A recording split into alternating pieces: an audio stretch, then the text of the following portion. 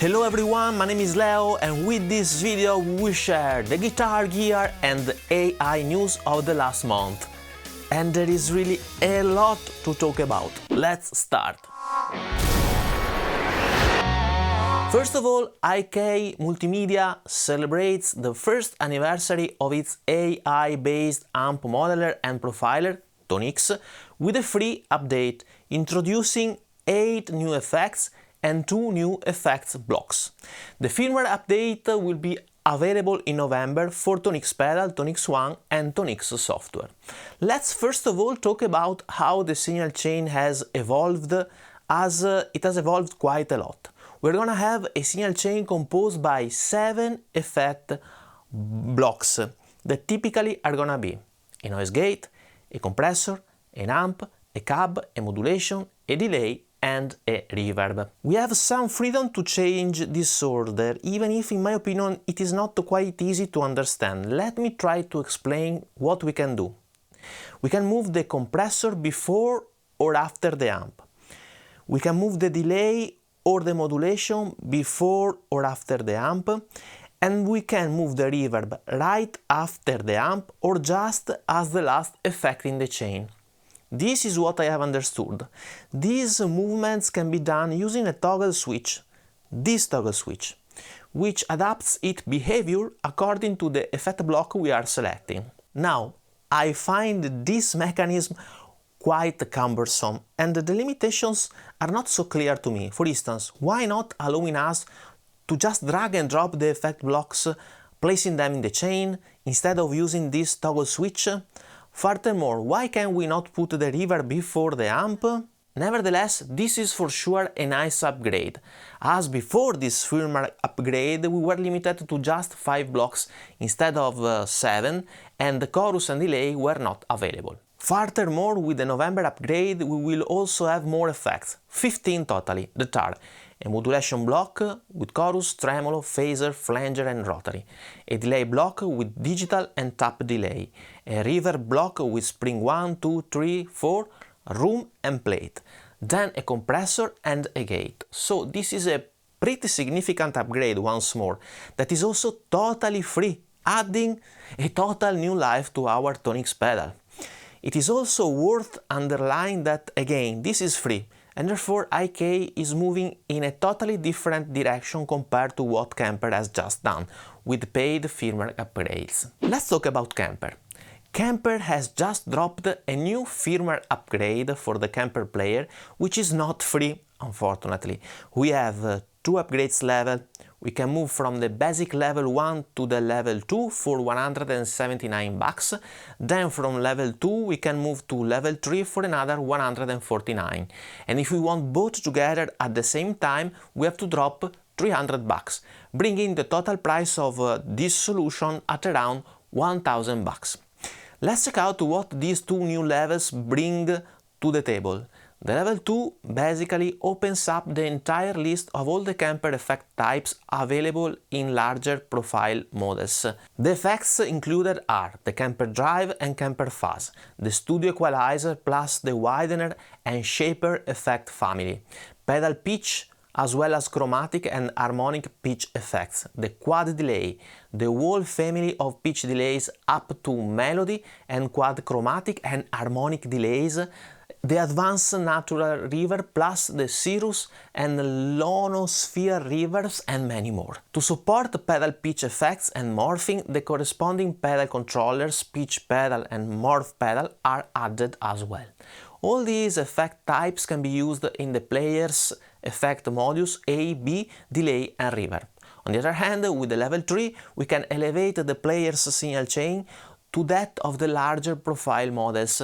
This extended signal chain includes 4 effect modules blocks located before the amp, which are called A, B, C and D, plus 4 stereo effects modules located after the amp and cab, that are modulations, delays and reverbs. Now, for sure, this upgrade brings the Kemper Player to a totally new level, also overcoming one of the most frustrating limitations of the basic version, which is the impossibility to have stereo modulation, delay and reverse after the cabinet.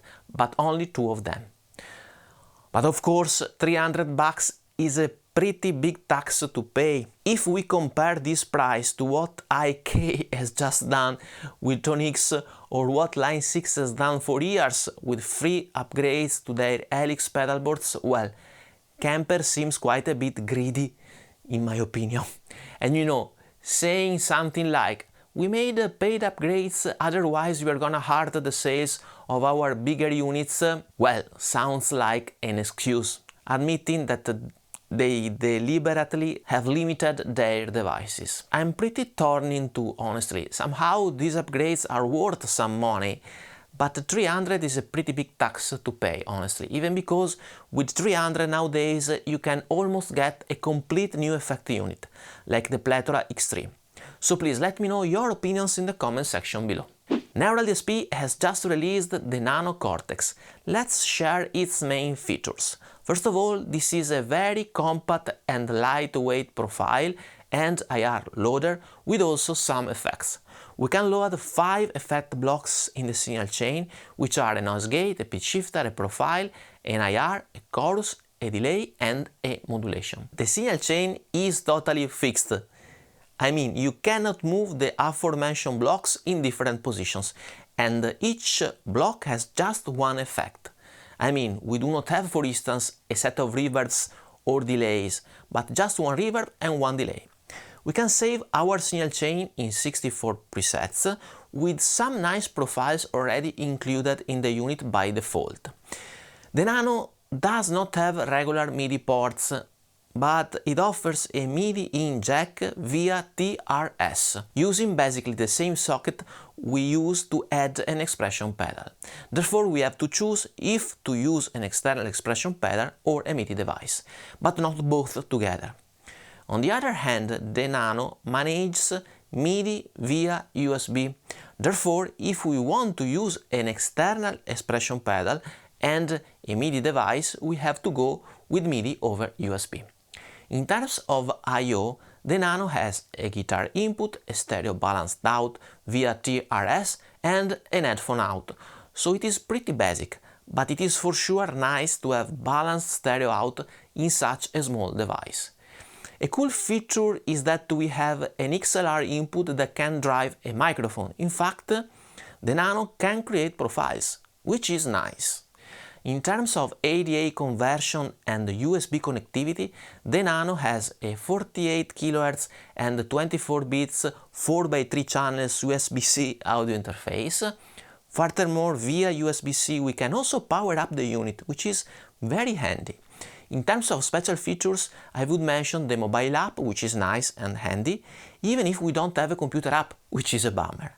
And finally the price, where the Nano is $570. So I think it is a pretty nice unit, very small and light, with some cool features like the possibility to create profiles, the balanced out, the nice audio interface, etc. But it also has some pretty big limitations. The signal chain is totally fixed. We are limited in terms of effect choice, and before the amp we can place only a noise gate and a pitch shifter.